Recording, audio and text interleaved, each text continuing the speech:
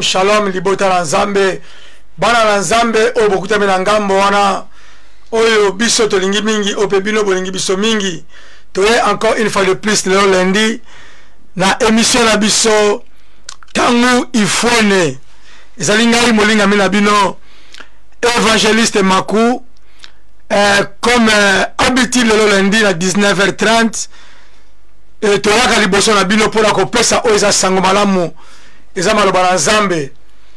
Alors to remercie encore une fois de plus pour ete zamba malamu na ete boza na ngambo wana mezala moya malamu ko sala pona nzambe na pokwa na lelo okozala kozwa bénéfice na yango te benga ndeko moko invité ndeko moko ya le fatam sto soleil na banzela ya telefone na moi to benga naki mais to soleil makambo ya libanda makambo na nzambe mais kozala pe malamu bengi ndeko no tindi le test message loba eke juste tangu ifone le tangu ekoki pona koyoka oezali maloba na nzambe.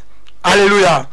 Nebi etokozala kozala benite po biso to uti libanda pona kokoma awa na chaîne oyo ya télévision na biso ya Kongo mo Kristo oza kopambola mabota me yo ko bimate ozala ndako tina message benga ndeko mona direct loba eke landa émission kota na bige nzamba kotika obongote ndenge nzamba kopambola biso nzambe pe akoyeba na kopambola bino. Alléluia. Alors niko loba eke poko na lelo ngana loba katango nyoso na émission tangu ifone émission obolingi mingi en tout cas to na ba surprise ebele.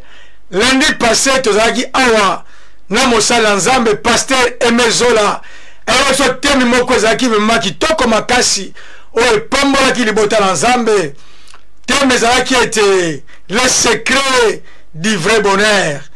Donc bolamu to libombami ya bozwi oyo ya kitoko. Alors to partageaki témoignage kitoko biso la bino et puis to sepelaki nebi ete alobaki ete mosala nzambe alobaka kitoko tango alobaka na ngambo na nzambe baye bayokaka ye bazwaka oyo utarepa na nzambe. Alors matema wana esilaki te mais lelo oyo toza kokondoko na surprise mosusu mais ya makomona surprise wana tokoyeba na kobonda kotika auditoire osala maboko na nzambe nzambe asala biso ngolu po ete pokwa na lelo eza pokwa na ngolu. Nzambe merci yawe na bikamwa na tomboli kombo na yo nzambe po oza malamu baye bapusana epai na yo nzambe basepela bayaka na kolela nzambe opesa esengo bayaka na bapota na mitema nzambe yo bongisa pe ozipa opesa bango kimia mokonzi yawe bayaka na bapasi kolo oyo osala baopération za cicatrice nzambe okangola bango mokonzi nazala kondima eke nkolo pokwa na lelo ezala makambo kitoko nzambe oyo kopesa biso lesika oyo yawe mosika oyo bataki nyonso kwa na direction ya auditoire oyo tika likolo ezala polele nzambe libota na yo epambola mapeto ezala protéger divinement au nom de Jésus. Amen. Amen. Wow. Donc nalobi ete tozali na continuer ozali malaki biso la semaine passée tant na biso qui était le secret du vrai bonheur. Donc tant que on est le secret du vrai bonheur et lui on est bonheur au kozala mais tant musu secret o ezali la bonheur wana eza secret moko ya malamu te. Alors to yako qui lundi passé peut continuer ko la lelo yango ko sala la régie abimisela biso oyo azali mopalangisi sango na pokwa na lelo pasteur Emezola oyo akoprendre part na séance ya lelo. Zamba za malamu. Shalom moto na nzambe. En tout cas na sepeli papa. Et puis na sepelaka mingi lelo moko obi ya foto ebisaka bato tango moto aza susute mais alaka bien ko bisa moto tango moto aza vivant na sepelaka mingi pourquoi invitation tango na pesa yo en tout cas inspiration à la rater na toujours la porte ouverte okoza banzela ebele mo bisanga tango nozo évangéliste naza prêt pe na koya pour la pambola libota na nzambe. Alors na sepelaka papa po ba na nzambe pe bazoza la béni nzamba pambola. Alors musala sala na ngola la sepeli po sala ngo kotoyo. Alléluia. Amen. Nzambe. Amen. Amen. Alléluia. Gloire à Jésus. En tout cas, ce que peut se invitation à vos boyaté. Amen. Parce que Zanzam même tasali que tout ça. Amen. Et yemuto a équipé biso pour te pambola libotanaï. Amen. Donc eza don a pesikat na biso. To ko aussi longtemps biso tanto ça na sa moy oyo. Ezali pour na to partager en bande konyosto. On a pambolé nzambe oyo a pesi biso opportunité oyo. Amen. Ya kuta na poko ya lelo. Amen. Yo mto kuta mina temps oyo za ya kopambwama. Parce que ozana moment moko ya ozana place à malamu pe na moment ya malamu. Amen. Ya mwana ko za distraité. Tikad vraiment babilo onyo sa côté. Benga bandeko ko benga pona ko aloba na nzambe. Amen. Tu écola qui dimanche plutôt lundi passé que ogoye ba solo et solo mteko sikola yo. Amen. Solo tozo ko zonga na nzila eloba na nzambe. Amen. Donc bagoye ko imposer makolo ba imposer mukongo. Ok la l'église ndengo lingi. Mais soko ebina no solo te et solo ane comme style de vie na yo te et vous allez difficile pour na yo vous allez vraiment libre ya ngana nzamba pesi biso opportunité pourquoi aller le to continuer na maté ya oyo to bandaki lundi passé ndenge évangéliste Sauti Koloba na thème na biso ezali le secret du vrai bonheur, le secret du vrai bonheur iza penda ndengwana ngana alinde ko na bino frère na bino pasteur na bino Aimé Zola donc na sepelaka mingi na loba na nzambe amen et tant on a partagé nzambe na toni sama na sengo parce que na yeba ke ezana une des raisons on nzamba tsebiso na se amoy oyo eza poto tia sa malamu na amen nzamba zo lokumu pona poko alelo avant to kende côté to sukelaki na ko sepela na sa moi résumé moko ya muke par rapport ya bandeko mususu bakotika kalelo ko bazwaki tenter ya kolanda biso lundi passé donc ça résumé moko ya muke pona bito za biso nyonso na niveau moko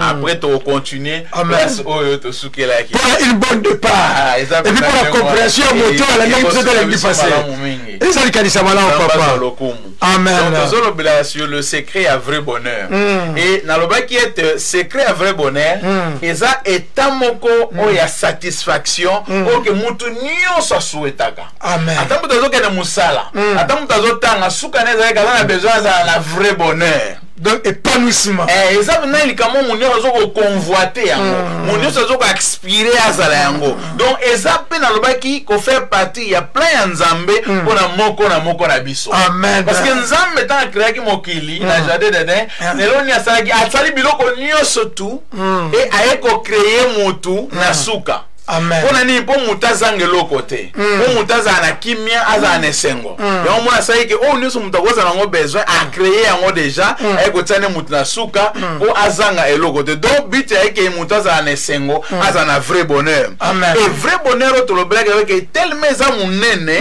et ko aider biso to surmonter ba épreuve nyos tout to ba obstacle nyos ko ya na bo mo na biso et tout le monde qui était ils ont la tristesse de mon côté ils ont na passe mon côté na mon côté na mon kilo oyo ko détruire ou ils allaient vrai bonheur amen et tout le monde qui les souhaite ba te belé bazoko luka vrai bonheur na vie na bango mais bazoko ko zoya ngote malgré ça posa na nzambe ba te belé bazoko luka bazoko ko zoya ngote et ko za peut-être bazoko luka na ba place ya bien te parce que bazoko kende oza connecté na ba source moko o ezali ya mabe yango so mona ke moyen ba arriver na vrai bonheur o nzamba bongisa pona biso ezali te donc na ba kete ba musubi bazali ko lukango na ba plaisir moko ezali ya mokili ba plaisir moko ezali passager ba plaisir moko ezali terrestre ba joie moko ezali terrestre na biloko moko ezali ba vaine gloire ba gloire moko ka wa suka na se awa de besoin lu kona biloko moko eza na rien à voir même na destinée na bango OK et bazo bossa na ete que ba biloko ezo ko pesa ba plaisir moko eza pona temps ya mokie et na suka na mona bazali dessus baza satisfait bazo ko zo secret à vrai bonheur bazo ko vrai bonheur bazo ko lukate bazo lukeza na plein nzambe ti eza na plein nzambe te OK yango moni moyen bazo vrai bonheur wana ezate et na lobaki ete boso nga bo comprendre nga mabete que pauvreté n'a pas que pauvreté ils ont fait partie à vrai bonheur non parce que nzambe alingi biso za la pauvreté amen on moni que ne bandeli a créé biloko nyonso mutazanga ke loko mokote ala yo créer mutu à la ABC to continuer on attend to progresser parce que c'est très important de noter yango. Donc Bible na biso na Proverbe chapitre 10 verset 22 to yekolaki le na biso était seule la bénédiction de l'Éternel qui enrichit. Donc seul Bible dit seul donc le kaka la bénédiction éternelle n'est pas un vrai bonheur. Donc, si on dit bien que le vrai bonheur est un passage obligé, kaka nanzambe. Alléluia. Kaka nzambe mutape saka. Mutako sayote. Alléluia. Et moi la Bible obeli biso. Et mutako bi o ali muto nzambe pesa ki sagesse. Et azo pesa biso conseil. Selon batana ya passé na mokili, et ndenge amoneli makambo nyonso eleki na bina ya lobi ke ngana moni et ndenge na convaincu que bénédiction malamu kaka nzambe mutazo pesa. Ok. Parce qu'il a vivé qui yango. En passant, nous avons révérend du pasteur Joan Lucoc Olivera. Mote mingi pena papa. Shalom, shalom et pas okutami. Invité sur un de papa, tu pas mouiller mosa lanzambe. Présence stabile be sa biso makasi. Alléluia. Et puis la plupart d'abatu bazo ko raté vrai bonheur oyo parce que ezana eloko moko ezali unique, eza incomparable.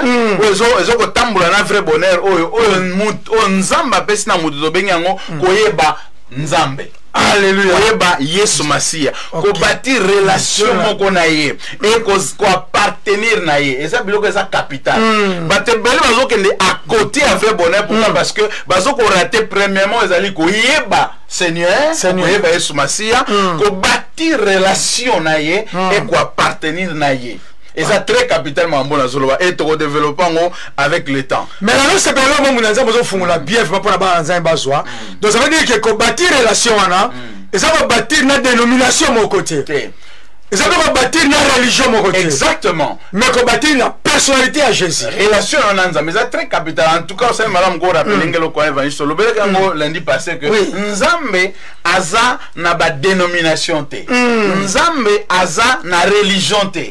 Nzambe aza na relation. Na relation yana mutu. Et yango mosala Yesu Masia osana se amoyi awa. Aya ko rétablir relation o ebebaki entre mutu na nzambe. Et nzambe posana ezali ke mutu azonga na relation na ye. Pour à vivre vrai bonheur oyo. Parce qu'il y a un total qui na Jérémie chapitre 29 verset 11 tina 14. Oui. Car moi je connais les projets que j'ai conçus à votre faveur. Biso sengaki nzambe te abongisa biso projet mais yoko a décidé alors que nazana ba projet ya malamu pona bino et nzambe yemo mutazo déclarer ngo abike nazana projet ya malamu et non ya mabe. Dans la honneur et c'est la partie à volonté à Nzambe. Parce que Nzambe est mon déclaré. Parce que nous avons un passage dans les Aves. Si on dans Jérémie chapitre 29 verset 11 à 14, on a que Nzambe a déclaré que nous avons un projet à malam pour nous, projet de paix, projet de bonheur et non de malheur. Enfin, il y a quoi assurer bino un avenir plein d'espérance. Ok. On a un vrai bonheur tout le bela. Et là t'es quand on se peut les gars à Pesili na aussi. Vous allez au peso bonheur alors on attend une éternité. Donc c'est la différence na ba oyo bandeko bazo simba bazo te quand même imiter malaba pas ya diable pour pas se pela na tango ezali ka ya mukie. Alléluia. Amen. Donc c'est la différence na oyo tozo lobela le secret du vrai bonheur. Donc et qu'est-ce qui se passe maintenant? Nzamba za na pla kitoko pour na biso. Abongisa déjà plan mo malam pour na biso. Mais mutu ye moko na négativité na ye, na égoïsme na ye, na orgueil na ye, na manque à spiritualité to na relation na ye na Nzambe. Ils ont ça que ye moko comme obstacle, comme ko empêcher vie na ye et vivre vrai bonheur o Nzamba bongisi pour na ye. Andi Nzamba faciliter ye. Oui, parce que Nzamba bolingo. Relation na yo na Nzambe. Relation avec Jésus. Alléluia. Yénem d'abord racheter humanité. Amen. Mais ce que moi la motivé moi ça les choix mon sousou. Ah ça les choix. Mais c'est la Nzambe pourquoi Nzambe tiki libre choix papa. Alors bien tu choisissez la vie ou la mort. Mais moi je préfère que vous choisissez la vie. Ça libiso aide. Mais ce que n'a préféré à l'action où ça malamu pour na biso. Même tout. Nzamba za dictateur te. Nzamba bolingo. C'est que la biso ce que tant na biso to choisir. O eza malamu. Et quelque peu na déterminant mona atalisi biso que appelle biso option o eza malamu pour na parce que yesa na plan malamu pour na biso. Les loba Dieu soit la soli comme marché te ka Nzamba. Nzamba zo mona ngate. Nzamba mena kipenga te. Abandonner nga. Donc bazo pesa ne se pas ya faut pas Nzamba. Pourtant Nzamba na plan malamu pour na monde. mutu ye moko nde égoïsme na ye orgueil na ye manque à spiritualité ou relation na nzambe ezosala ke moyen vrai bonheur se manifester na bo mona ezati parce que Bible quelque part ceux qui mutazo ko désobéir na parole en nzambe akozala malheureux pour toujours malheureux. Alléluia. Parce que il y a un créateur, ayebi mukolo botama, ayebi mukolo kufa. Ayebi plein na ça pour bon moyen. Attention le fond exactement. Donc on a l'intérêt belé qu'on se connecter na ye. On a une relation malam pour na ye parce que yem da bon moyen, si bon moyen na maboko na ye. Alléluia. Voilà bateau la grâce à la nkana la posa nzambete. Est-ce que na yebité ça ko sanga ko yeba. Il faut ma la place wa. Alléluia. Amen. Alléluia. Amen. Donc vrai bonheur, ce que tu t'aimes mais ça combinaison, il y a ba facteur et belé. Et ce que même biso na finalité moko ezali kozala na paix, kozala na joie et kozala na bonne relation na environnement na yo. Yango na tozo benga vrai bonheur.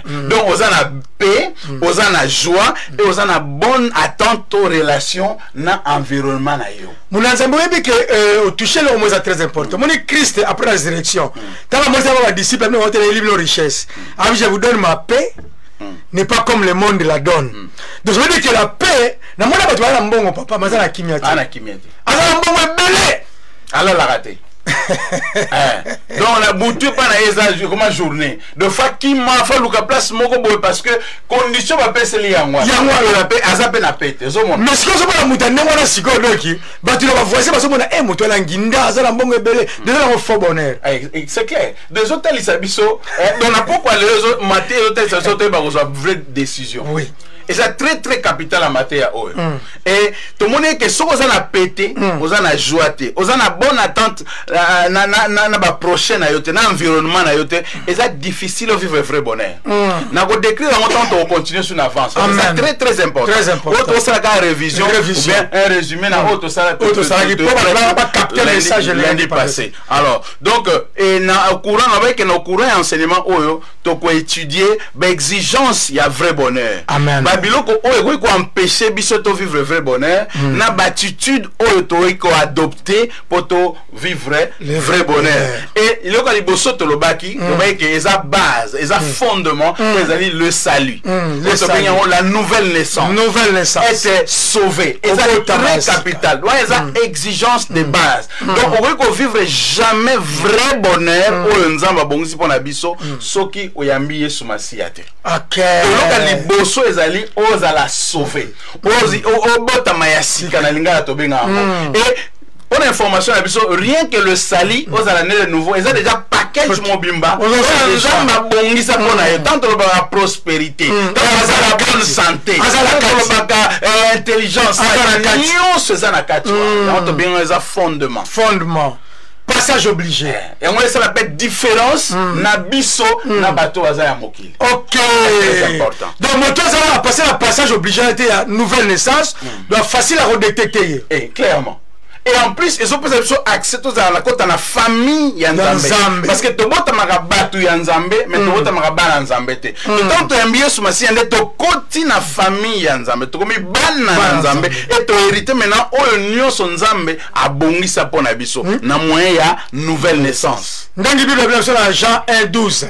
Amen. À tous qui ont reçu, leur donner le pouvoir de devenir. On devient les enfants. On devient les enfants. Tu bota magabana Nzambe. Tu comme magabana tant tu yambiye, tu bâtir relation wana na Yesu Masia. Ça pour bénéficier ba union son Nzambe a bongi sa pona biso. Oui donc vivre ba vrai bonheur. Et ça c'est très important au ezali plan liboso ezali fondement. Donc mutako ça ne union ça ko ça la mais ça né de nouveauté. Et na né de nouveauté on mona que ko rétablir relation na Nzambe moyena ya koyamba Yesu Masia lokola mokonzi pe mobikisi na biso. Et na insistaki to ko limiter nouvelle naissance te na niveau ka na kenda église. On azoko appartenir à église na appartenir à église Kingandi. C'est bien, c'est pas mauvais au kende na communauté. C'est pas mauvais au kenda na temple. C'est pas mauvais appartenir à la communauté mokoboy. Mais le problème est que est-ce que relation na yo na Nzambe et ça na niveau nini c'est très capital parce que ça na batakoza lane na batobe ngo ba poste akoza na ba activité akoza na ba charge d'église na ba combo na ba retraite pas en raté maintenant na za na relation na Yesu Masia te parce qu'il y a l'église surtout comme on même chaque dimanche au moins photo yamba bato ya sika la présence en Nzambe et topé salon d'enseignement approprié au bailler ba aux ali fondement aux ali base quand on la nouvelle naissance c'est très très capital. Alléluia. Ce que risque ni za mona Nzambe o ezake mutu mo za ba résultat minene na kati tonga yaka na yepe passer la nouvelle naissance te so comment moi na netike za ba bana mike moninga si ba ebinga déjà la sala combo nazo so ba nouvelle naissance. Posez la question moi bien quel titre vous allez voir ça on se répond on peut savoir répondre ça que aux moins ça biloko moko o sala ga mutuna comprendre te et facilement on comprend que ndeko oyo azana na immaturité parce que biso to lo ba carrément que base fondement la nouvelle naissance quelle que soit l'activité aux sala l'église quel que soit ba poste ba pesio aux mona et la bateau on a remarqué trop d'immaturité et ça bateau bango ba parmi bateau ba créer ba dégâts et ba problème dans l'église ma responsabilité basant. Alléluia. Amen. Très important. Alléluia. Donc être sauvé, c'est soumettre la volonté en Nzambe. Kondima ete Yesu Masiya nde alali mokonzi ya vie na biso.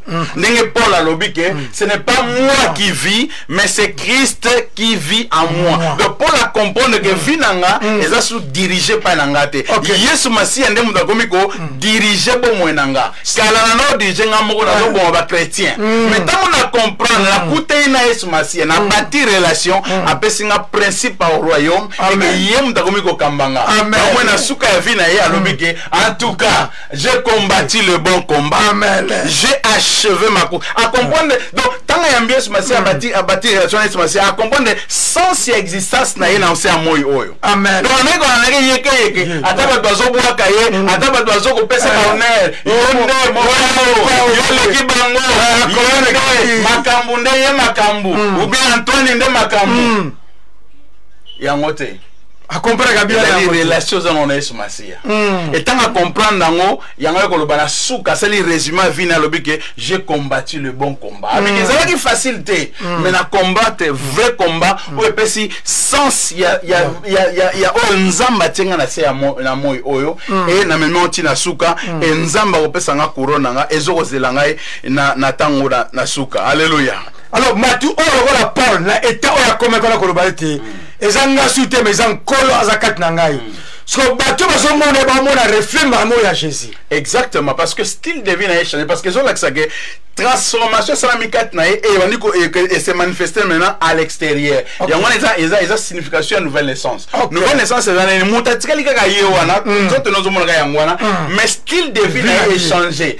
Comme un style de vie à royaume. Donc bato comme comment Yesu katina yi. Donc na lobeli na yi. Il y a on lobaki na Jean chapitre 8 verset 32 que vous connaîtrez la vérité et la vérité vous rendra. Donc vous voyez ba Yesu, vous voyez ba vérité de l'obala Nzambe et l'obala c'est comme style de vie na yo, yangwane ko sala ko sala libre. Donc koloba na yo, ko penser na yo ba décision nyo c'est comme basé en nini na vérité ko ezali l'obala Nzambe. Alléluia.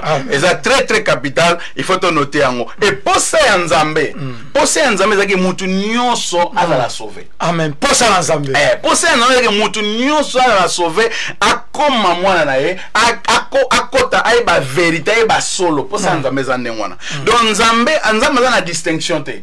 Ata ba bouddhiste ata ba to nyonso soki lelo balimba bati relation mona Yesu Masiya Nzambe za disposer ya koyamba bango. Amen. Alléluia. Et ça très très capital. Et la position que le mot par rapport à la nouvelle naissance au pour la que oyo nyonso non moi eza gain ponanga comme poto lelo ponanga comme nango nul. Et ça c'est important te. Et ça bilo musustanante bien Nzambe to mona eza danger. Les autres qui toko pona biso. Mais tant on bâtir relation Nzambe et biloko ando bâtir kat na yo sala ke au moment que biloko na mo lobby ke za ki danger pona yo. Ozo ko matisa yo. Ozo sala ke batu ba betelo maboko. Ce qui n'est pas mauvais mais qui n'a rien à voir na destinée na yo au moment que za pamba. Ba vaine gloire au lobela ki ba te bela yango bazo ko landa ezo sala ke moi ba vivre vrai bonheur Nzambe ezate. Donc c'est très important de comprendre que ce qui mutu nanu aza né de nouveauté il ne peut pas faire partie de la famille Nzambe. C'est obligatoire. Mutu Nzambe c'est comme chrétien ou nous les serviteurs de Dieu. Tant que comme il a été Paul azoloba. Donc ça veut dire que ça va battre musubo oté à bango souté. On appelle la poste ça va battre no yo za mosala Nzambe to za mwana Nzambe. dès que bamoni ba refléter mbamo abi non tomoni quelque chose kati na ye tomoni lobel na ye même habillement na ye même manière na ye tu comprends que Zali moto ça passé dans la nouvelle naissance. Exactement, évangéliste. Et qu'est-ce qui va se passer? Et vous allez au monde que Azoko fake en anglais, Azoko ça que soit moni bataché. Et comme les naturels, rien à ton au coup rien à midi donc et comme les naturels, comme style vélo ba do bossa na. Christianisme est sa religion. Christianisme est un style de vie.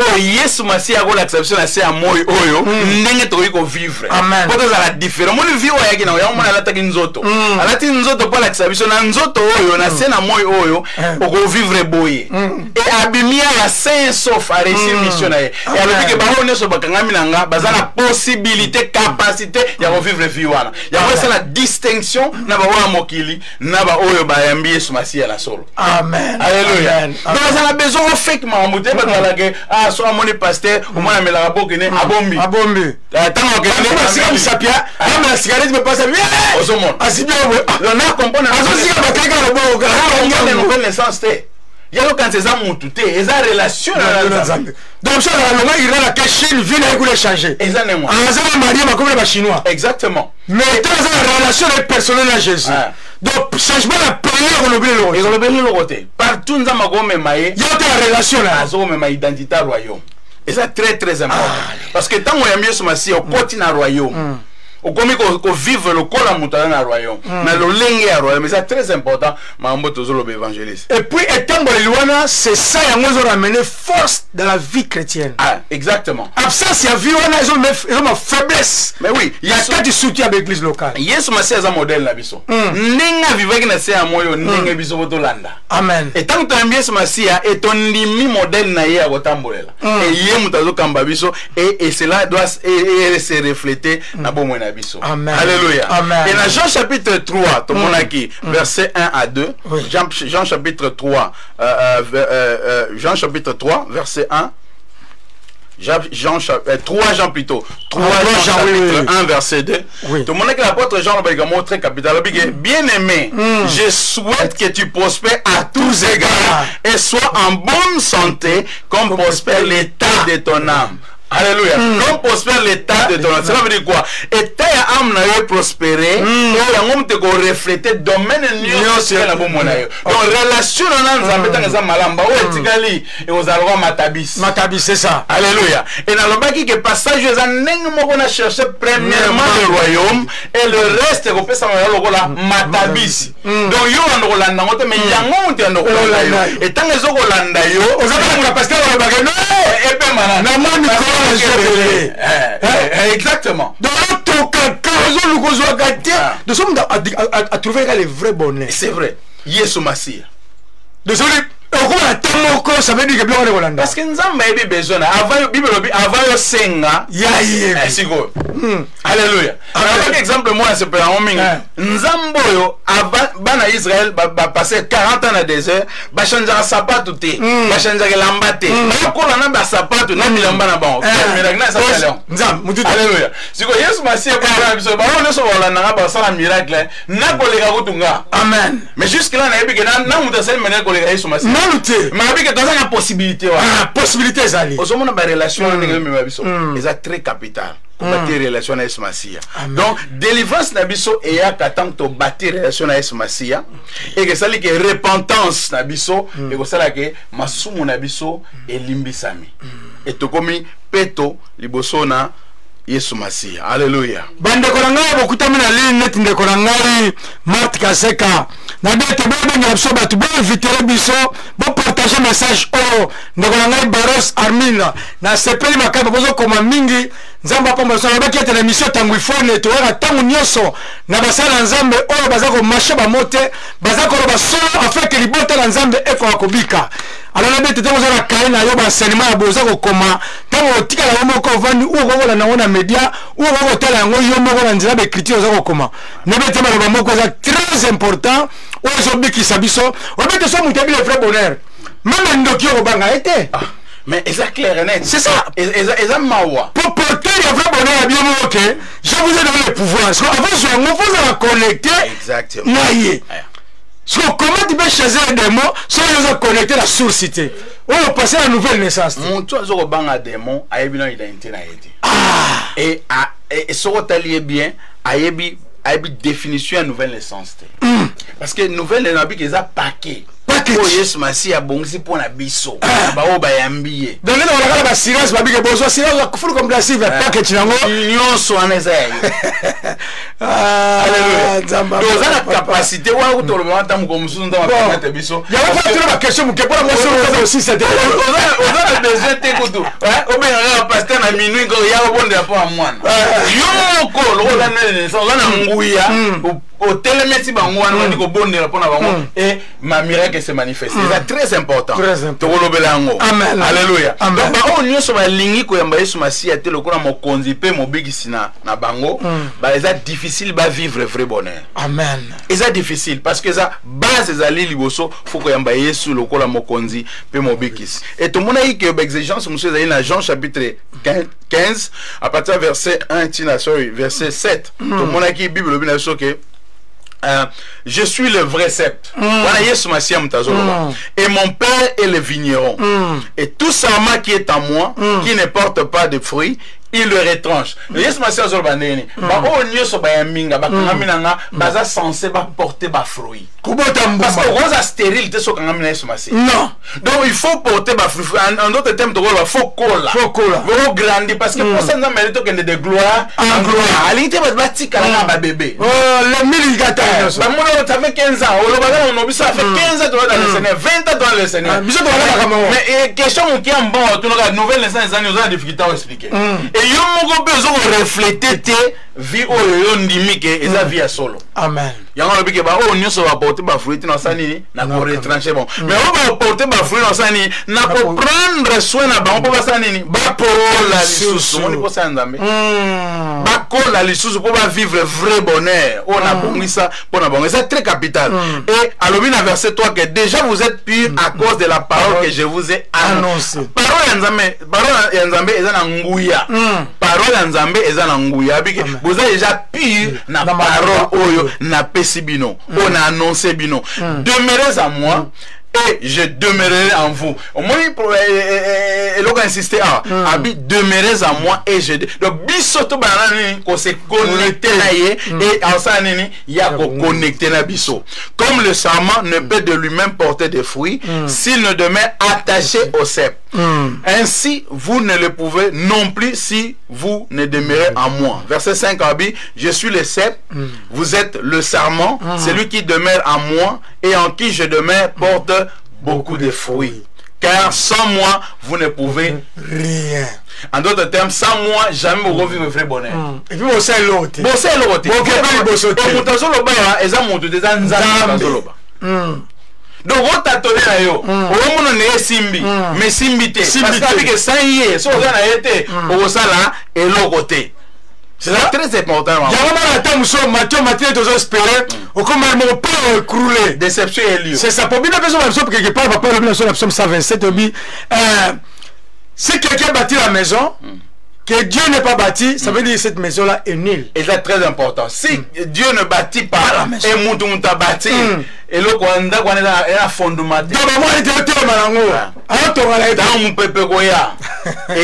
Alléluia. Et c'est très important. Et verset 6, si quelqu'un ne demeure en moi, il est jeté dehors. Car le sarment, comme le sarment, et il sèche. Puis on ramasse le sarment, on les jette au feu et il brûle. Wana zolobela, na zolobela wana mbasima et tolobela sur temps présent, na temps futur. So mutakanga mina Yesu Masiya te, déjà apporté ba fruité et deuxièmement azoke na kufa. On parle là, tout le monde a kufa physique et na kufa ezali éternel. On va brûler na enfer. Alléluia. Et si vous demeurez na c'est pas mis na verset 7 abi, si vous demeurez en moi. Au moins Yesu Masiya so répéter le même parole et ça a une importance magas. Oui. Azoko un système ina demeurer en moi. Demeurer la tsini, demeurer à l'église, rester droit jusqu'à l'accomplissement. Ça veut dire qu'on est ni à gauche ni à droite. Alléluia. Quelle que soit ma condition, quelle que soit la difficulté, je reste fidèle à Amen. donc on est ni à gauche ni à droite parce que nous avons des décisions par rapport à la circonstance. Micro moi ils ont qu'elle voyait pas qui. Babi tata moi on a za sur le magambo. Abi yene mutabi kisanga. Babi ça que on est simi dans mususu abimi kuna yeba ki. Et pourtant azo bossa na ke so za connecté na Sumasia. Otolobi na Jean chapitre 8, vous allez réellement libre. Alléluia. Restez demeurés. Si vous demeurez en moi et que mes paroles demeurent en vous. Alléluia. Vous êtes connectés à moi et malobananga ezanini eza kati na bino et comme skill de vie na bino eza principe nzamba pesa ki Josué. Tant Moïse a koufi, abisie ke kobanga te. Kobanga te. Alléluia. Abisie kobanga te. Amen. Alléluia. Abisie kobanga te. Abisie que ce livre de la loi. D'accord, toutes les questions? Allô? Allô? Allô? Allô, papa? Oui, on a connecté à Togo Kolbana. Vous avez une émission, bien? Vous avez une émission? Ah, sorry, ah, Tassima, pour mes athées. Wana, na monde de papa Guia. Oui, Nzamba Pambola. Merci, s'il vous plaît. Nga, papa aimé. Ah. Nzamba Pambola, ok. Donc, continuez l'émission. Ok. Si vous demeurez en moi et que mes paroles demeurent en vous, demandez ce que vous voudrez. Alléluia. C'est très important. C'est la condition moi je suis à PC. Souvent d'habitude au sengaga mais au moins la vie n'habite toujours demeurer na été. Et parents ensemble demeurer mais toujours sengaga. Toujours sengaga on a besoin de joie. Pourtant lobby si vous demeurez en moi et que mes paroles demeurent en vous, demandez. Donc quand c'est que vous demandez, alléluia. Donc tous en ligne ndeko ko poser question à yo. Allô? Allô? Donc, toujours continuer. Donc, si vous demeurez en moi et que mes paroles demeurent en vous, nous avons un système in verset 7 très important. Quand est-ce que vous avez senga habitant ou toujours demeurer naie et que parole naie comme ici devine habituel. On a pris exemple il y a Nzamba lobina Moïse, lobina Josué que ce livre de la loi ne s'éloigne pas de ta bouche, médite-les jour et nuit. C'est alors que tu réussiras dans tout au pluriel. Donc, c'est alors que tu réussiras dans tout ce que tu feras. Ce qui livre Oyo, Maloba Oyo, est comme style de vie. Et demeurer, tant que Josué que ce livre de la loi ne s'éloigne pas de ta bouche, alors vite que on va le remonter. Avec l'Iloba Oyo est comme un style de vie. Et donc on vend ça comme ma décision, ma pensée, ma agissement et dépend de nanini, non na sentiment parce que ma sentiment vont te changer. Mais le Nzambe ils ont changé. Alléluia. Donc si tu demeures en Jésus-Christ et que parole na demeure comme style de vie alléluia. Amen. Réussir. Donc on échouer. Donc on vivre vrai bonheur. Alléluia. Amen. Et c'est très important. Et ça va principe ils ont ça pour vivre vrai bonheur. Maintenant rapidement à cause du temps, na Babylone ko empêcher biso de vivre vrai bonheur. Alléluia. Ya wana zo bik le pa zali zo kaina yo continuer recommander ko ngai et puis ligne est ouvert ndeko ngai Jean-Paul Solomongo et le ngai Boros bobo ça va te ko inviter ba tu ko partager et c'est important tant que partager ndeko mo sur message oyo ensuite décision passer à nouvelle naissance alors nzambe tant zo pambola mosala nzambe yo poza beni o inviter ki ndeko wana alors ya wana c'est important ko partager message continuer moto na nzambe wana évangéliste salo bela sur nouvelle naissance dans une conviction ko yebsa ndeko to tala biso o na ya miyesu masina ko mo konzi pe mo bix na yo pourquoi lelo ezali par hasard te kutamina chaîne oyo zo vraiment bonne décision ya ko amba yesu masia lokola mo konzi pe mo bix na yo na liko garantir yo mona vie na yo et ko tika la sous le même te amen un changement de zolobela et vrai bonheur comme une réalité na katabo mona yo nzamba pambola na décision ozui amen première chose o ko empêcher yo vivre vrai bonheur ezali ni liko boya de le refus d'être enseigné bato baboya kabate ya bango ba la kisaba na mon za prêt à ko la kisama lo banzambe mais ils ont refusé avec boy ko yeko donc oye yebika yangwana donc alingi ko apprendre te ba apprendre yelika donc batabongo mo eloko mine me mabatani no ezali ego ezali plutôt ezali orgueil donc so mona ya ndeko lobaki na ngande ko mo lobiki angasi na umelia na yamba susu ba yeso bana ba mona ngane tike ngabe na retard donc bazoko yebisa makambo za vrai pour la bombo na ye vrai boneke base na ngezani mais so mona ke non botika na makambo za ba tutona bango ba te belé atala par rapport à âge na ye par rapport à temps nango yoko ko ya eloko apporter te azoko sa ke nzambe ko révéler ata mutu akenda université te mais nzambe a révélé eloko moko mpona bomoi na yo alléluia donc bato baboyaka baenseigner bango bayebi tout leki connaît tout tobengaka bango na terme babe yango leki connaît tout bazala donc songo yebisaka même osilicité finalité nayebi yango biso tolekaki wana yoka nano yoka ma proverbe alobi proverbe chapitre 1 verset 5 lobi. En les écoutant, les sages enrichiront son savoir. Amen. Pour sage, tant que zoyo kansani akoba kisa mayelo azana déjà. Alléluia. Amen. Donc ndenge za bo même Bible on zo ko tebika ndam. En partie. Tebika ndam. Donc on a besoin ya ko apprendre. De temps mutazo linga atali sa likambu. Ça ni yoka. Yoka, c'est ça. So ni mo vivre vrai bonheur za makasi ya osani ya koyoka. Ata yo sala soki ba PhD, ozala ba doctorat soki combien. Eza mabete, mais soki muto ape so conseil yoka lo nzambe yoka. Comme so ala soka ina église otala, mais muto azo te atanga vi. Ya isa bakolo. Ya maoni open na. Azata na niveau. Biso to ba makambo we. Azata na niveau moko te donc na mona. Azata ka niveau. Na mona mambo yego isa. Na mona mambo yego isa. Na ke kuna sani. Maoni ya web sanga yego bongisa vinanga yoka pour problème babike en les écoutant muto aza sage osani a enrichir savoir et l'homme avisé acquérera l'art de bien se conduire. Alléluia. Donc pour ça nzamba ko utiliser n'importe qui pour na passer message na ye. Alléluia. Tala ba chrétien abéré bazoko ka libona nzambe bible lobi basani bazoko ne ko vérifier les écritures. Alléluia. On va vérifier ce que bazoko yeba siko mamba zote yeba za vrai. Siko bango bazoko bénéficier mamba vrai deux fois. Mamba te na deux fois. Azuna nous vrai. Quand ka vérifier comme ils sont vrai les sous. Parce que mon abatandi ba ko ba bombe. Ah, évangéliste Serge nzamba pambola o papa. Alléluia. Samedi ko bossa na te zo na biso. Alléluia. Évangéliste Serge ala musala munena ko sala kata Moldrom Hotel ya talent. Amen. Continue mon nzambe. Alléluia. Donc muto les écoutants. Avec sa sagesse. Ok. Alléluia. Donc faut tous avoir la capacité à yoka. Bon so ala mono bani matera ngate mamani à se déconnecter malamu et pourtant chaque jour babi nzamba zo renouveler bonté chaque jour même na lo bana nzambe. Amen. On a même passage en so yokango mais tango yoke lui se bakisi un plus. Alléluia. Donc batte na nyo solution likambo bo tango komi na niveau ko lobaka ngasi na yebi yeba ke kufa no de ezokende OK na pena kufa. Alléluia. Parce que moi de chaque jour. Moi le bien papa, il est semblable à un homme qui bâtit une maison et creuser profondément et poser fondement sur la roc.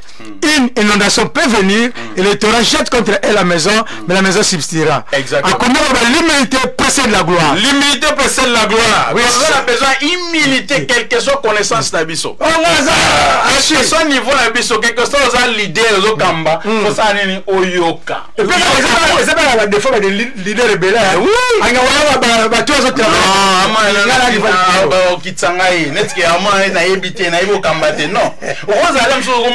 Déjà. Mais on tout le monde pour une zone sur Nanzela. Mais on a la décision, on a la type que tout a mis. Alléluia. L'orgueil produit tout ce qu'il faut pour faire notre échec. Exactement. Échec à la vie. Le bon vivre bonheur pour la bloc. Dans l'ingi, dans la ligne, tu montes à Ebisa. L'ingi, quoi apprendre. Pour y aller, Bikak. ya yebikaka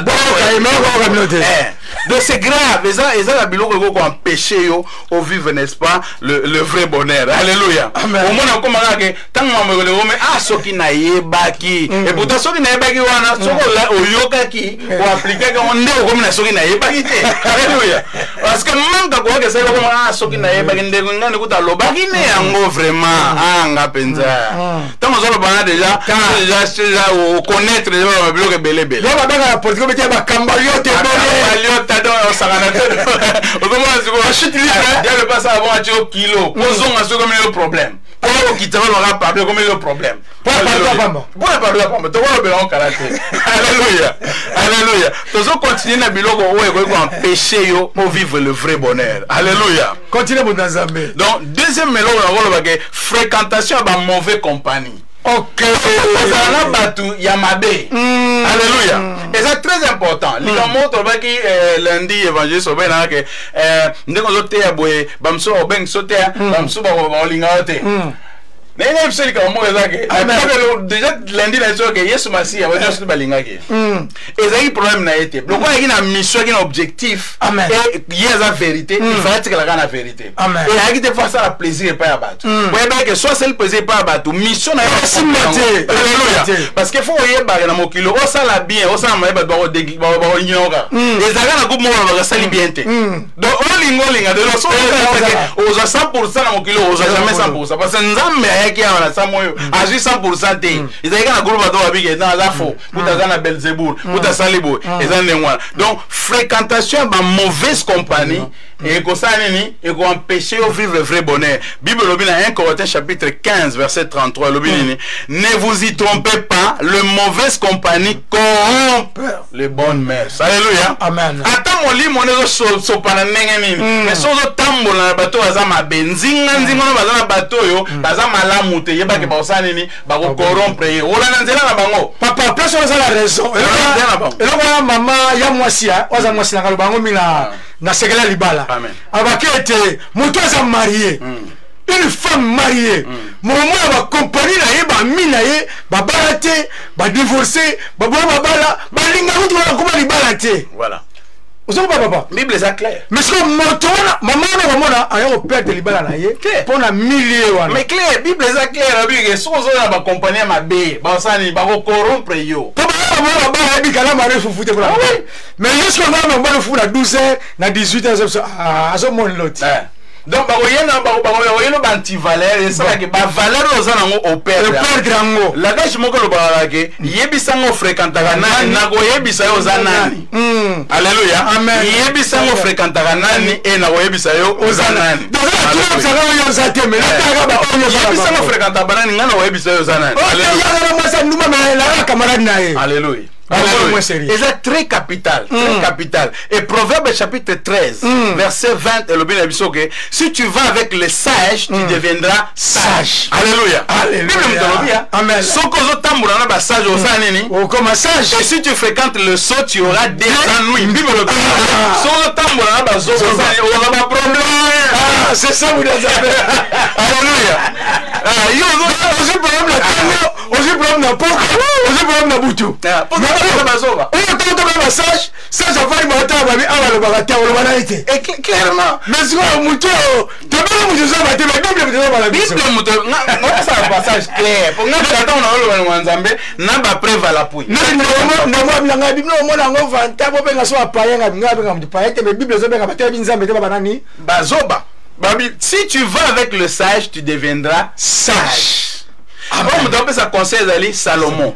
Ayabi mingi. Nzamba pesa sagesse. Ya conseil na yeza ke à vivre tellement longtemps et na suka na comme le so ba sagesse. Ay ça na vie faut tambola banani. Batamayele, batamayele. Tambola ba so ba sani ba robe ba créer ba problème. Ba créer ba problème. On me donne ça ba créer ba problème. Tellement les gars attention la pluie et ça a 5 liens. Alléluia. Pas problème. Ouais, pas problème. Donc là, on va résoudre le problème. Alléluia. Alléluia. Allô? Allô? Oui. Bonsoir. Bonsoir, maman. tozoye kama Allô? Oui, tozoye kama mokoloba. Nga ngina loba boye. Oui. Problème ezali oyo nalandi bande awa nayebi te soki eza live ba esi ekati. Bande nini? Esi ekati? Bande nini? Bande ya nani ya Pasteur Emba na Ate ya Pasteur Emba se silaki ya. Ya Pasteur Emba se silaki. O biso sko toloba tozana mate ya mama. Ah, ok. Ah, merci ya. Nous continuons matière à biso. Alléluia. Donc toko ko linga batu nyos tu. Alléluia. Nzamba linga batu nyos tu. Mais toza obligé te toza la ami à mutu nyos tu. C'est très clair. Très clair. Les toza mo clair.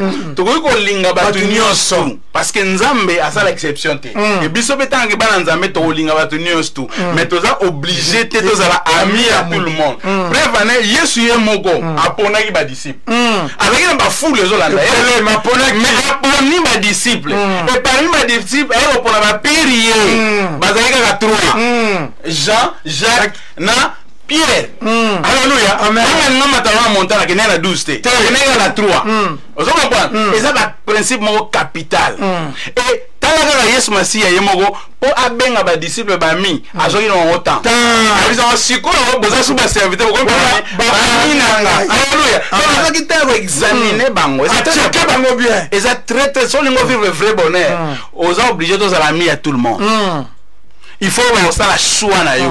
Na bami alléluia bate bele bazui ba problème bele parce que ba ki badani bazana bango te donc ko distinguer te ko kabula pas muri yo so azo zo comprendre non Bible lobiango so otamona ba sage o comme sage otamona ba so o gozo ba problème ba problème na yo ba problème alléluia amen très important non Yesu Masia on va poser cet exemple donc aponaki ba disciple et abenga bango ba ami après ça va faire moi parcours à comprendre que non si qu'on a bengi non ba minanga donc si vous avez une compagnie au hasard bonne te vous en a plein droit de se séparer na oui alléluia vous en a plein droit de se séparer na parce que là ba problème pour comme toujours la problème exactement le nom va te bénir à côté de nuit, baza sous hérité, parce que le principe alléluia. Na quand ça t'a toujours progressé, c'est un biche lungela. Alléluia. Zama pambolo la corps pas okutami. Alléluia. Voilà fruit qui toko la kati libota. Alléluia. Mosala nzambe tokela. Alléluia. Petite sera mosala. Le troisième point c'est que manque de savoir tenir parole ou bien de contrôler langue na yo. OK. Alléluia. So lingo vivre vrai bonheur, faut yeba ko tenir parole. Premier ko tenir parole c'est nini? Ko pesa na no mutu espoir te ou bien ko pesa promesse te, so ko za sûr te ko accomplir. Alléluia. Ko za pressete. Au moins, on a l'église, tu es sur l'église, on a 1000, mais tu as qui m'a enveloppe. Tu peux passer une semaine, c'est là, tu vas rater. 2 semaines, tu vas rater. 1 mois, tu vas rater. À combien de temps tu vas rater? Qui vient à l'église? Tu as une enveloppe. Alléluia. Mais ça, volontairement. Tu vas dire tenir parole na bangote. Il y a un Bible il faut vendre avant l'oba. Avant la décision, il faut canisa nanu. Alléluia. Parce que nous avons pression à Zate. Et ceux qui ne tiennent pas la parole, au moins, ils ont le mot dans la communauté, ils ont la minimum. On peut sa promesse, mais on réaliser. Au moins, c'est là où les lobby. Les lobby, ça. Ça on est que alors bah ma ça nini et l'autre à ça la gâté bah on va la loba mais à ça la gâté à réaliser gâté manque à tenir parole c'est très capital si on veut vrai bonheur il faut tant tenir parole na yo faut ko réaliser yango alléluia et là on se doit que contrôler langue bateau bazanga au contrôler habiter un environnement ni nazali habiter pas ça donc koloba alléluia biloba mwanzane baba koloba on a manque à tenir parole na pèse na passage à Ecclésiaste chapitre 5 verset Ecclésiaste chapitre 5 verset 6 à 4 à 6 Ecclésiaste chapitre 5 verset 4 à 6 Bible dit il vaut mieux ne rien promettre que de faire une promesse sans les tenir. Alléluia. Amen. Donc vaut mieux que tu fasses une promesse mais on peut ça mais on tenir en côté. Alléluia. C'est la raison pour laquelle moi va te belé bazana pas bien matériel mais baza hérité. Parce que ba promesse en bas bazo tenir en côté. Les gens ba tuminga prometteur de libala. Même en Afrique tant y a poto a bosana na ye azu moi c'est 100 coups arranger situation otatika kona. Ma promesse à libala. Ma pesa la sala basine mais aya poto a bosana donc a ki para kututé. On vit bonheur ndeni. Au sali promesse moi accompli, on doit vivre bonheur ndeni. Alléluia. Amen. Et Bible dans le livre Proverbe chapitre 18 verset 7, au dit que le parole aux ba concernant batoyo bazanga koeba ko maîtriser langue na bango. Hein, ba yebi ko maîtriser langue de Bible dit que le parole de l'insensé le conduit à sa perte. Sa bouche est un piège pour lui-même. Vous comprenez?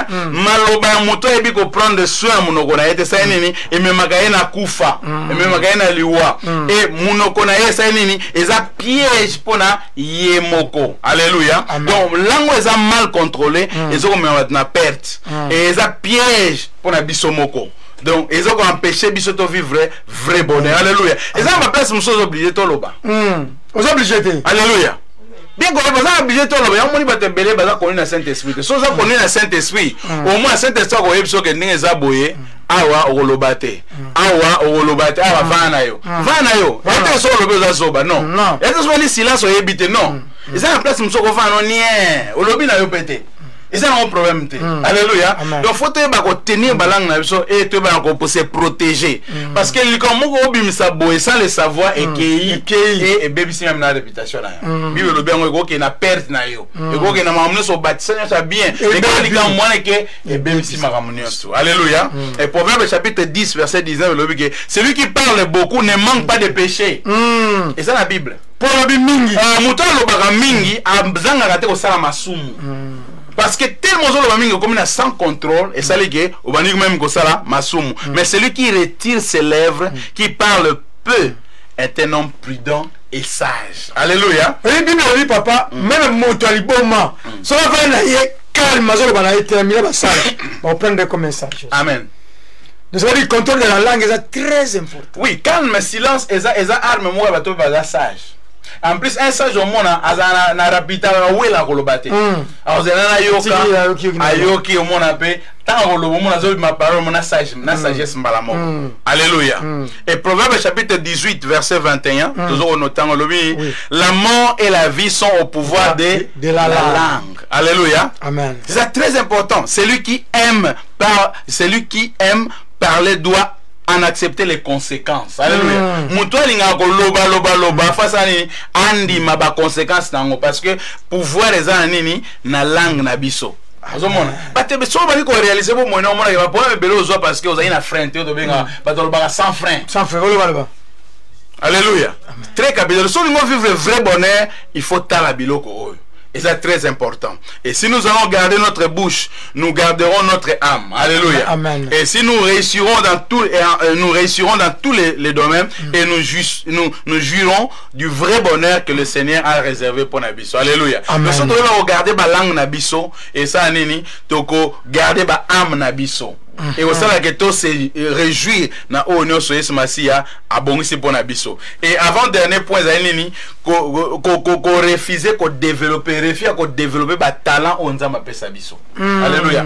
Parce que mutu nyonso azana sa moyi awa nzamba pesa talent. Mutu nyonso. Parce que nzambe azanzambe na bolingo. Nzambe azan injusteté.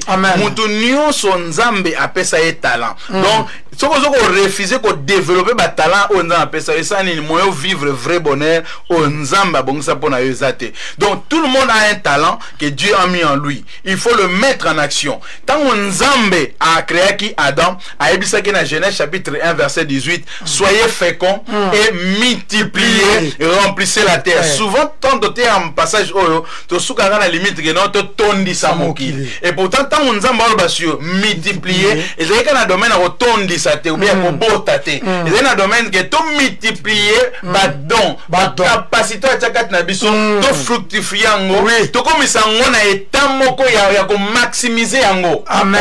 Yesu masalo bike o aza akangamina na sanini abota bambuma. Soka zo bota mbuma te sanini nako écarter. Alléluia. C'est ça exactement. Donc bate bele bana ba talent mais babo ya ko développer ba talent ba lamo. O tenga eza ngate. O ngakuna ko gate. Maga mama joli ninyo sala na pote ya bo. Nga wana za kapona ba yiwana. Wana madona. Biso wana mato ko gate. O ta pas na ba capacité wana. C'est ça ko développer yango. Et ça les en plus koleka. C'est ça ko pambole bota nzambe. Mais wana ya bisote. Et bino ça nebo ça makambona. Donc yemo o maison ça sima et pourtant le bossa ba talent pe eza katina ye. Et suffit à développer à vivre vrai bonheur. OK, plus que développer ba talent na yo, plus que na ko mettre en connaissance que vous avez biloko comme casse na bomoni. Exactement, Nzambe a créé des biloko nyonso na suka ebisi ya David que multipliez-vous. Donc soyez productifs. Vous comprenez? Parce que plus que yo multiplier plus Nzambe peut à multiplier la mais c'est clair parce que tu des batalaka comment dire ezali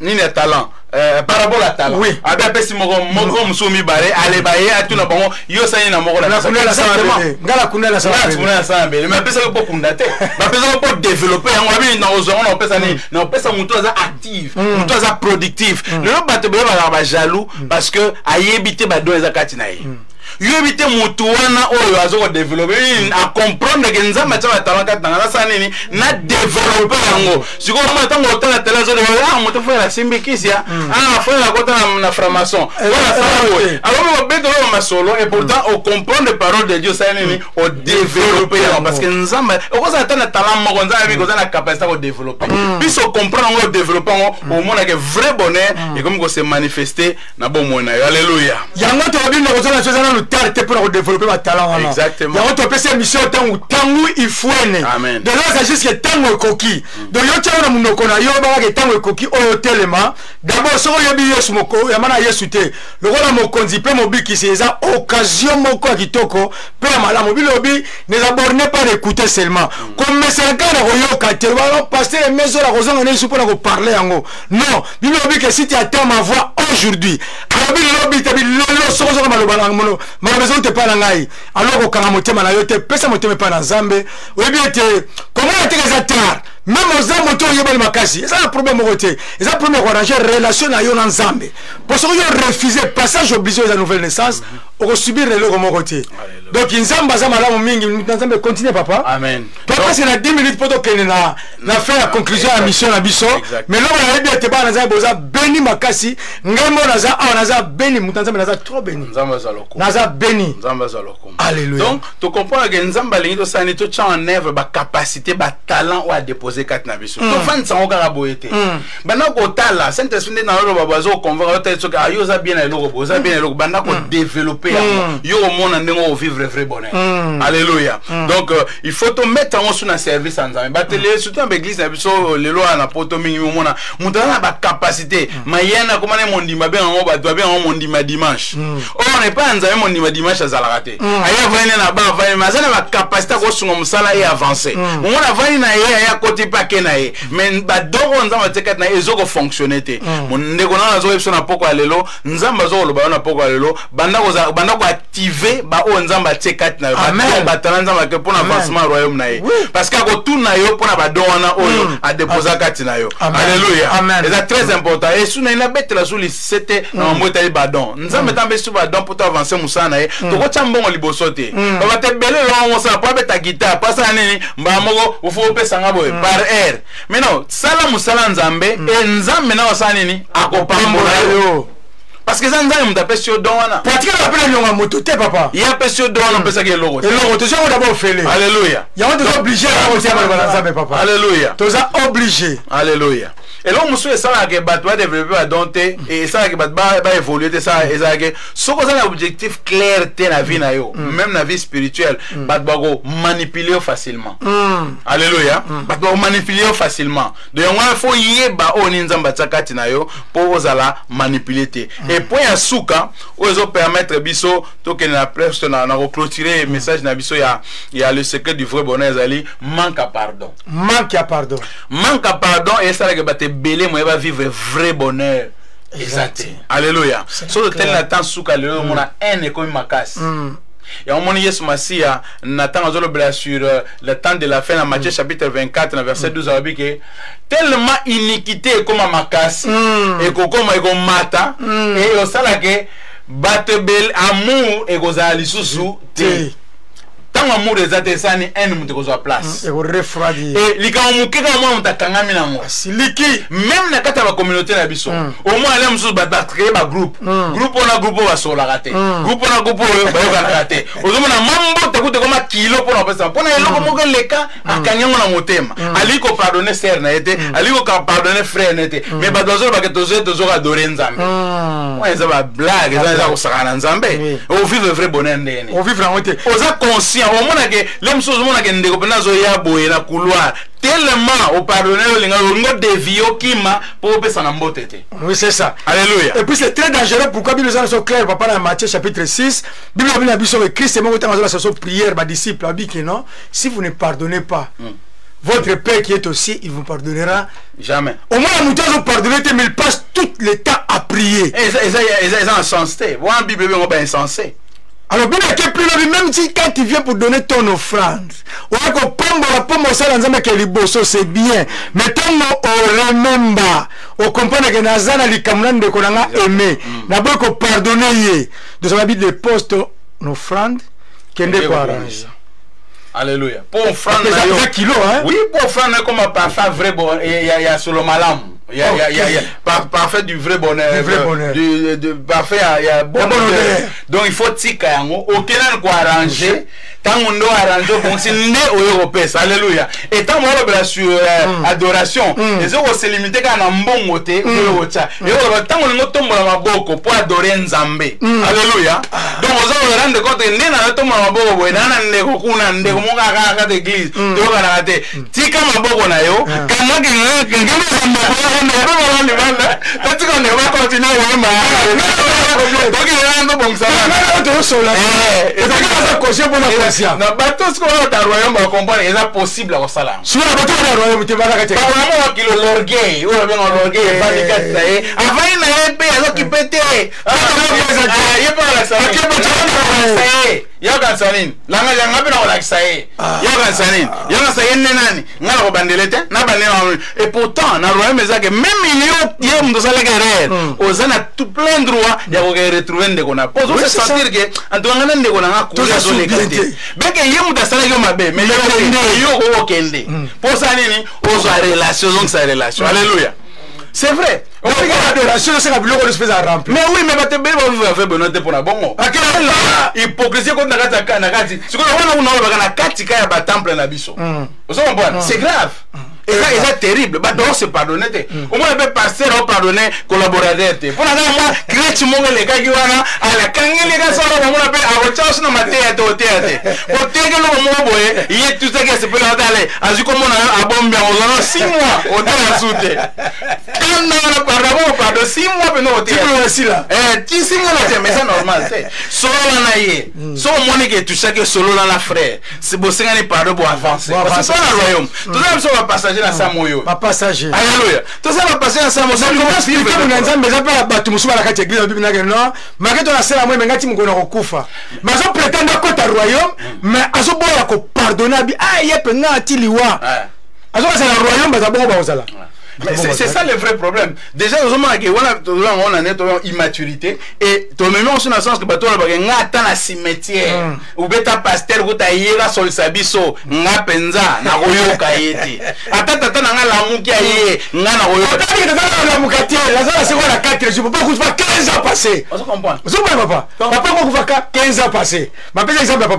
et ça, on va la immaturité totale. Parce que nous comprenons le principe du royaume de fonctionner. Matthieu a clair à l'objet que la Matthieu dit que si on a un problème, ça n'est que solo la frère. Avant que tu commences la deuxième, troisième, là, je suis pasteur à Royo Kangote, mais binomi balbo sanini, bon ici, et si il avance. Mais tu es bon, ça va crise cardiaque, cancer, ça pour la biloko. C'est ça. Parce que Kangalo au moins donc Ali ko pardonner. Si on battait ma côté belé, on peut comme kilo siko. Oui. Moi travail mais bien ça. Même adoration la communauté musuzo mona ekla kilo. Parce que katia batouana c'est ça donc yo kanezate ko inana ba compétition entre batou donc mucho dans na problème nandeko olingo sala ke ola kisakaye. Et pourtant milliers de communautés et ça place à la Samuel. Munanza mais un jour on songa pour parler sur l'adoration. Amen. Et puis, on toucher, c'est important. Papa, on peut toucher, c'est important. Pourquoi? Comment on peut adorer Dieu? Quand tu as un problème, mon corps, mon thème est belé. Et puis, tu prétendre que nous sommes ensemble. Exactement. C'est ça, parce que l'église locale, oui. Donc, non, mais on s'est manifesté. Il y a au moins 2 minutes dans le langage, moi, tu as tant que tu as 2, 3, 4, tu as maman, Bible, tant que tu as 2, 3, 4, tu sangani, nous avons 4 non. Non, mais regarde, nous avons soki, vous avez confessé, vous avez mis tes mamans qui kangami, nous avons s'appelé à se manifester quatre nabino. Mais ça, il y a l'ingrédient. Mais ça, il y a qui na 18h, il y a pas na 18h10, beaucoup de gens. On a commission pour lui pas de 4 5 nabino té. Azaka pas ça, nabino vous a connecté. Et c'est très capital. Surtout tout le monde nguya nzambe. Tout le monde va vrai bonheur avant mon abisso, tout va se pardonner. Amen. Tu vas c'est pas simple qu'on pardonner. C'est vrai que Dieu va l'ingrater ton pardonner. Pas y a puissance, il y a pardon, pardon la puissance ça est libéré la rabat. Il y a un bateau à pardonner, mais ça va prendre toujours à 4 mois, thème kilo, donc thème, moi travaille bien ça. Et bien quoi ça n'a pas couple paix. Na ba couple ça maman jolie ça le bela ngoming na biloko les amis manque à parler ça là que moi évoluer exacté moi mon vrai bonheur na couple na bien exacté parce que boza ça na biloko na mitema o na lobby na bimité na lobby de ba cash on est ça là que moyen pour vivre moi vivre mais ça ba douve exactement donc pour te vivre vrai bonheur mais bien dans le Seigneur pour à cause de temps tu es c'est pardonner. Et c'est très important. Et bateau va se pardonner. Donc, on va dire que se pardonner. Si dans le cimetière, on a vu que dans le cimetière, tant que vous avez ajouté. Normalement, tout le monde a passé à Abi, et nous avons Baros, à Abi, passer à Amé, pardonner, et c'est oublié, et Zali Motuna. Est-ce que vous pardonnez Zali Kobosana? Vraie question, M. Baros, Namokili, Baïb savait que pardonner Zali Kobosana. Mais dans le royaume, Nzambe, tu y a mis Yesu Masi Ali, ko pardonner Zali Kobosana. Yesu Masi à la salle qui a monté comme la croix. Na place mon gars avec si la système sala ma vie Nzambe sana ni pardonner bango. Ko basana ni bayebi exactement. Donc abosani ma on va sali ba bengi Belzebul, ba bengi si nani, bayebi si soki nini, ba traiter na ndenge nyonso e ba tie kutu, ba tie ba nini ba sete. Mais aïsi on est avec Nzambe sana ni pardonner bango. Et donc belé zoko bloquer batu, ba vivre vrai bonheur d'ali manque à pardon. Très important, même dans la communauté, même bazo qui est dans le temple, voilà un problème sérieux et bilokwan, ba connexion sur les Athènes en Afrique parce que ba lié mbongo, ba salé sonné, ba batouana donc na bossa na rien bon na kata na map, na bazala soute pour ngai.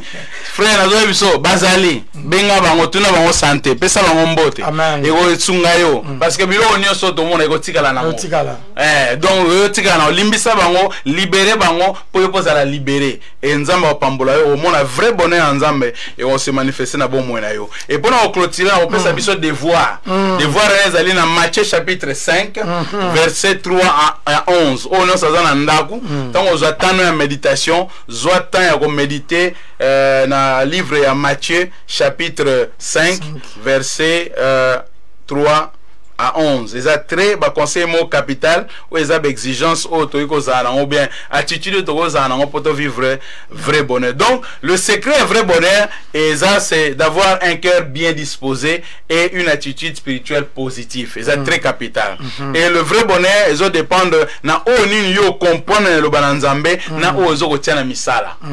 Alléluia. Donc o ni no comprendre le bananzambe na o zo kotia na misala. Et tout ce que nous avons à faire c'est d'être soumis à Dieu. Et c'est très capital pour te vivre vrai bonheur. Donc, tu prendre bonne décision et accepter changement.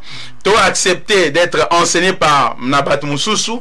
Tu apprendre à être des gens qui tiennent parole. Donc, ceux qui na promettre na sanini na accomplir en haut. Et tu apprendre à contrôler la langue nabiso. Aux oublier ta loba loba. Parce que so malobe bimé bimé kei. Et comme c'est difficile pour na ezonga. Donc, faut tous et nous devons savoir pardonner pour Nzambe à pardonner biso. Alléluia. Amen. Donc Nzambe pour ça n'est to vivre vrai bonheur. Amen.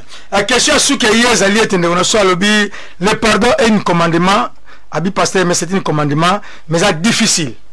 Bon, c'est vrai le mot difficile à utiliser pour na peut-être dans le bateau utiliser en gros, c'est vrai, mais na moto ça réellement né de nouveau. Et ça principe pour mettre na PC. On moni Paul Robert que j'ai combattu le bon combat. Des acquis facilité pour un bon Paul. OK. Ndenge ba ebele moni Paul atanga mingi. Et tanga tanga mingi grade na yeza avec niveau na yeza tanga yeki likolo. Et tanga MS Masia akoma lokola neti mutu moneti akiti. Nini akoma na niveau wana. Ozo comprendre. Donc les acquis ndengwana. Donc mama nzambe za ne tango yambesi on a insisté que nouvelle naissance et ça ka ko se limiter que na kenda église bo. O na za membre na za diacre yangote. Donc c'est normal tout ça va passer dans l'église tout fonctionner. Mais au-delà de cela, et ça que otika Yesu Masa sanini akamba. So Yesu Masa zo kamba yo ndenge ya loba ke nzambe pardonner bango, yo ko sanini. Vous obligé pardonner bango parce que ça na comme nature na yo et comme donc et comme style de vie na yo. Et ça problème te comme ta seulement avec le maman pardon et au beau sanipe. Donc bozongi comme si rien n'était. Et c'est très important de connaître. Donc, comme ça, maman ça mais mi trop maman ça mais difficile. Oh, à vrai dire, maman ça mais facile, ce que tu dis yé à Kambabiso. Mais ce que biso moto kamina ndenge c'est comment la difficile. Parce que pour moto, et ça ndenge moto na bonza, mais mon royaume nzambe, ya ndenge moto na mokili. Et on m'a dit que to linga mokilité, même bilo ça na mokilité. Parce que système mokili, et ça ndenge moto na royaume. Na royaume, nzambe tout ça nini même ennemi zo ça nini to linga bango même ennemi zo ça nini to prier pour na bango to pesa bango mais na mokili ça na mabongo te alors bien on va humilier ngabe na ko humilier mokili fonctionne ndengwana ngabe na ko lakisa ngabe na zali ngabe na yebi mokili fonctionne ndengwana mais na royaume manzame fonctionne ndengwana te ata kuta humilier devant 1000 personnes devant na télévision mobile mais na bonzame ça que faut pardonner faut prier pour naï faut pesa tanga zana na le besoin. Alléluia. Nzambe wa masunga biso et nzambe na sepeli makasi vraiment. Nzambe apamboli biso mingi na poko alelo et posanga posana ngai et na lisunga molimo centre zake ngate ya oyo ezala semence moko oyo ki kopesa biso epesi so ba bonne décision et des bonnes décisions ndenge vanisa uti koloba ya koyeba ko prendre kubaona ba mbisi masia te ba yamba Yesu ba obazana no na manque pardon ba yeba na ko attitude wana bazana na désir wana yeba na ko pardonner donc na ba oyo nyonso oyo yebi e ba okangela bango kanda be ba kangela yo kanda en tout cas na poko na osenga biso to luka bango to luka to bongisa ba relation na biso c'est très important parce que auto vivre za bataille à souka tout la grande ndenge mokili ngo zokendela ezo hotel si ba païen ba sambela ba zo comprendre que to comme to ke na ta souka et bongo combien biso ba to sambela. Donc bande konanga dans le Seigneur ceux qui vivent un vrai bonheur ba secret en auto pesi et nzambe aza toujours là prêt pour la biso et à manifester tout le bonheur na bon mon comme une réalité nzamba pambola. C'est mon langage, c'est que nous avons pamboli biso malamu vraiment depuis lundi passé. Et dans le bâtiment, on est sur la mission de faire des surprises des ébélés. Nebe tenzamba za malamu. Na sepeli makasi ba nzambe ba sepeli papa. Ba message eza ébélé. Nous sommes tout tanga yango ezati on tam sunde ko komaki to ko tanga yango te. To limine ne koneko bina biso nzamba ko sunga, nzamba sunga pina puis kozala malamu mingi to tyango na misala. Le pardon est très important. Et bien, nous sommes dans un balobine sika. Au biso to yoki yango. Kola la kandate. Au moins, attends, sungane la zabo pendant l'imbiso 4-5 jours. Et ça m'a bé. Tu es bilobine à bisoté. Donc, il faut toujours au fond la mitema. Na commission Zambé encore une fois de plus. Pour na mosa la Zambé qu'on dit invitation à biso. Amen. Zamba kanisala oye belé papa. Yes. Oyozu ofele oyo pesa apa bana Zambé. Et sans la poste un numéro pasteur Aimé. Yo la ni message. Au comme les bisous de la routine de la yo, c'est important. Mouton soit au colobalika, soit à la poste au solar pasteur, numéro aux anangoana, au bengi biso. Et deuxième chose, n'a le bas. Le lot, c'est que là, les actes après mission Oyo, pour ma surprise, Ezebele, tous les lundi, on a ce que là, encore de retour.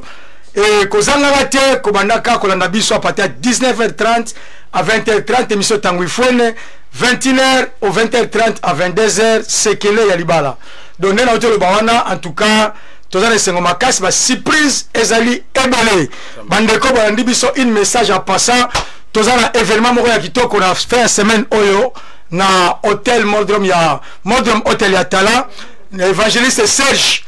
Azali organisé Milulu Mokomp, mais il y a bonne faisance. yo olinga ko participer yo olinga ko sunga musala nzambe ke liboso en tout cas présence na yo vers 18h eza important za la poste invitation te so za mwana nzambe yaka na Moldrom en tout cas activité monene za kuna o musala nzambe évangile Serge azali ko organiser webete sento se soutenir na kati na musala oyo pesa musala ya papa kama yote kuma wale la komba papa na yo bi ke za mwana nzambe alors tu dois aller participer kende participer monisama nzamba za lokumu na biete lundi encore surprise mosusu ya li pe ba surprise ekozala ebele nzamba pambola biso apambola pe chaîne o ya Kongo mo Kristo ezo sala biso bolamo mingi o ezo pesa maloba nzambe kene libanda motakoza la partout azo na maloba nzambe alors atiki lokola séance o eza ko sila lelo mosala nzambe pasteur Aimé akoba ko clôturer ko remettre toutes les cœurs oyo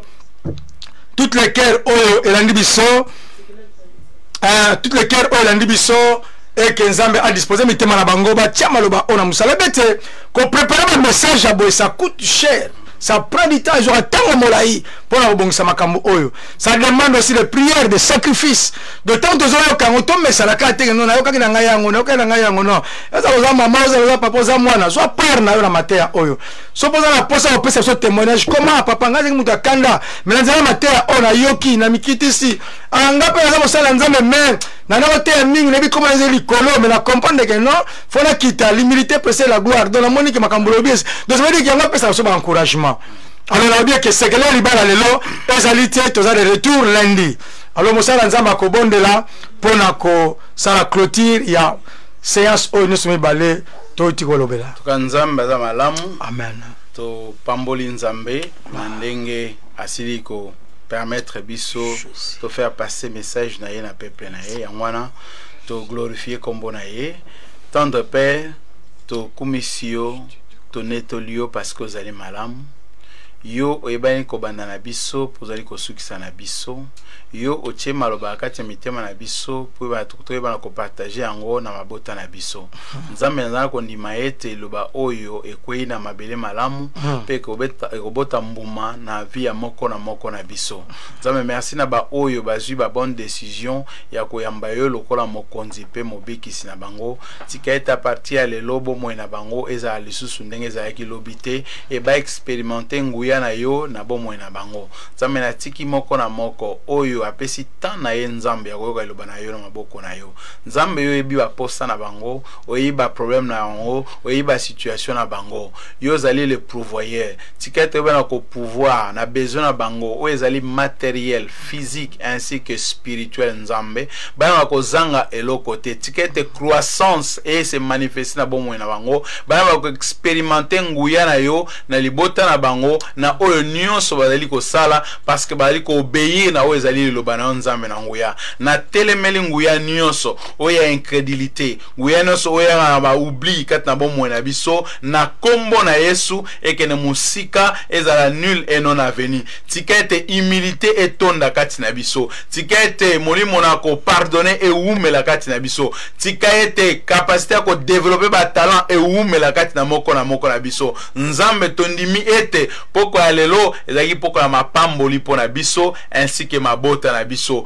merci na ndenge ofungoli likolo pona moko na biso tondimi ete o mondie mowa lipamboli oyo ko umela kati na biso et vrai bonheur oyo ezoko se manifester na bomo ya moko na biso nzambe to tiki bata na biso mususu na maboko na yo nzambe merci parce que ko pesa biso suba occasion mususu ya mona ko développer o ezali ba enseignement pona ko fortifier ko encourager o ezali libota na yo na tango oya suka to ko vivre nzambe na tiki chaîne o na maboko na yo nzambe ezali instrument oyo yo permettre na moyen de ko na biso alpha po ete loba na nzambe ekende na bisika misika o ezali ko accomplir loba na livre ya Matthieu chapitre 24 verset 11 lobi ete loba na ekende partout pour servir na témoignage OK mutu nyonso ayoka yango po ezana excuse te nzambe pambola chaîne oyo ekende liboso et continuer kokola parce que pour ça ezali ete biso to croire en gloire to croire de gloire en gloire tikete chaîne oyo ekende de en gloire Seigneur butu ya lelo maboko na yo